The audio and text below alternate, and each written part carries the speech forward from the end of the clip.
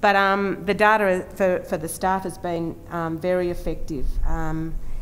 What it's meant is that we can talk about the things that Ray talked about when he came to our school about being consistent about how you approach kids, making sure that you let them know why they're being sent in, and following up those situations. You've got something to talk to them about. You know, this is your name and this is how many times you've been sent out, all told.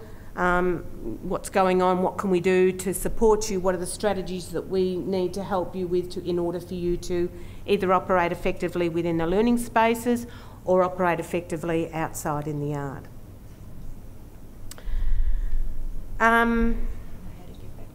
No, it's all right, so that's it there. Yep. Yeah. So I guess from us, Connie, do you want to talk about the... we just found through all of this that we need to be consistent with our approach and language, and that's both from the students and staff. And it's a pity that those videos didn't come up, because you would have seen that we need to listen to our students and use each situation for learning, and that we need to keep encouraging our students to be responsible for their own behaviour. That's it.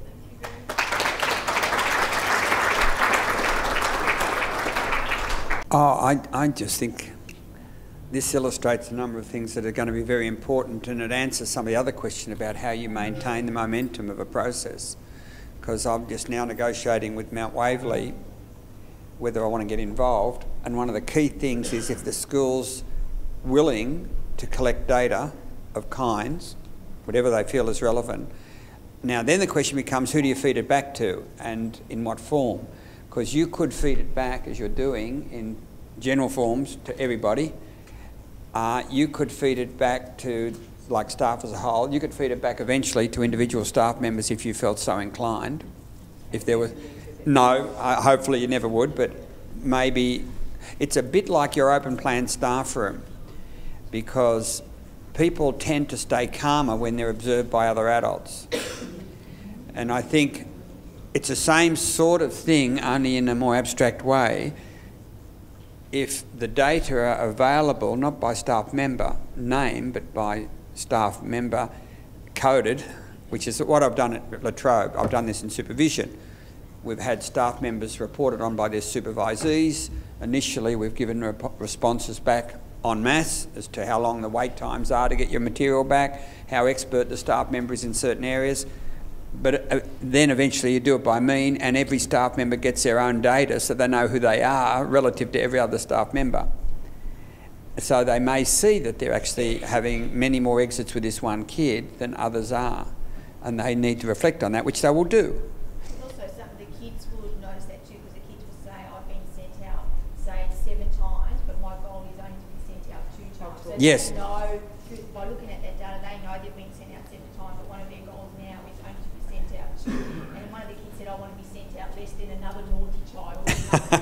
So competitive. They want to beat some, you know, like if he's taken 6, if he's been taken out for 6 times, he wants to beat that and only be taken out 3 times. Yeah, and that's actually the... football involved, you know, and that was to get 2 kids that were close to try a bit harder. There was a football awarded because someone that has, done well. So there's all those carrots that add to the process. So I think the main thing I want to draw out of what you've done is, for the group, is the issue of feedback, the power of feedback both to staff as a whole to maintain the momentum, staff individually to improve their performance really, students to again improve their motivation. The other thing that came out of this was in the other one as well. You've all indicated there is a clear connection between geography, pedagogy and management. So it's not like this is independent of anything else, and we all know that, but it's interesting in each of the presentations so far how important it's been to say that pedagogy plays a role in this, geography of the classroom plays a role in this, so it's not an add-on in that sense, it's all integrated in there somewhere. And now the last thing, if anyone wants to do a project for a master's, that would be a perfect thesis. It would be a case study, clearly, of a school, the rationale for change, the kinds of changes implemented, how they're implemented, what the initial impacts appear to be, followed up with interviews. Now, the last thing, I guess, is when those kids tell you what you want to hear, does that mean they understand it but can't do it? Or does it mean they don't really understand it but they know what you want to hear? Well, they did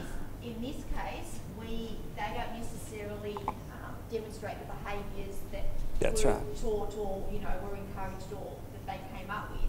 However, when we interviewed them, even the classroom teacher said, oh my gosh, I don't necessarily see that, but they were able to articulate it. And then since that, we have noticed that they've been able to do what they said. So it could have been just an avenue that they felt proud or comfortable speaking in front of the camera, and that just got their thinking.